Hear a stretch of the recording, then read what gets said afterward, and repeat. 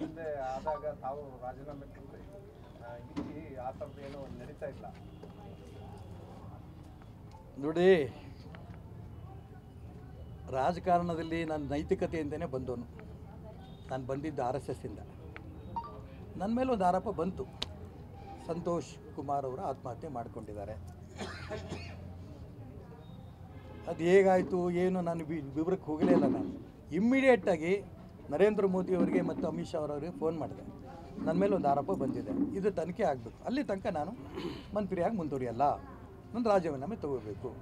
ಒಂದೇ ದಿನ ಅವ್ರು 2 ದಿನ ತಡಿಬೇಕು ಅಂದರು. ಕಾದೆ ನಾನು.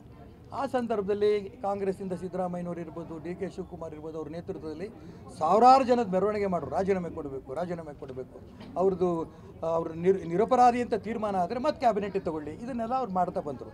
ನಾನು ಅಲ್ಲಿ ತನಕ ಕಾಯಲಿಲ್ಲ. ನಾನು ತಕ್ಷಣ ರಾಜೀನಾಮೆ ಕೊಟ್ಟೆ.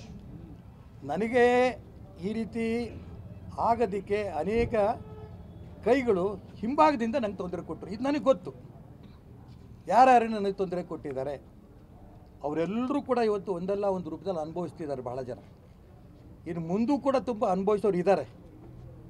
ನನ್ನ ದೇವ್ರ ಮೇಲೆ ಮಾತ್ರ ನನ್ನ ನಂಬಿಕೆ, ದೇವ್ರ ಮೇಲೆ ನಂಬಿಕೆ. ಯಾಕೆ ನಾನು ಏನೇ ತಪ್ಪು ಮಾಡಿಲ್ಲ ಅನ್ನೋ ತೀರ್ಮಾನ ಆದ ನಂತರ ತನಿಖೆ ಆಯಿತು, ನಿರ್ದೋಷಿ ಅಂತ ತೀರ್ಮಾನನೂ ಆಗಿ ಬಂತು. ನಾನು ದೇವ್ರ ಮೇಲೆ ನಂಬಿಕೆ ಇದ್ದಕ್ಕೋಸ್ಕರ ಯಾರು ನನ್ನನ್ನು ರಾಜಕಾರಣದಲ್ಲಿ ಮುಗಿಸ್ಬೇಕು ಅಂತ ತೀರ್ಮಾನ ಮಾಡಿದ್ರೋ ಯಾರಿಗೂ ನನಗೆ ಮುಗಿಸೋಕ್ಕೆ ಸಾಧ್ಯ ಇಲ್ಲ. ಅನುಭವಿಸ್ತಾ ಇದ್ದಾರೆ.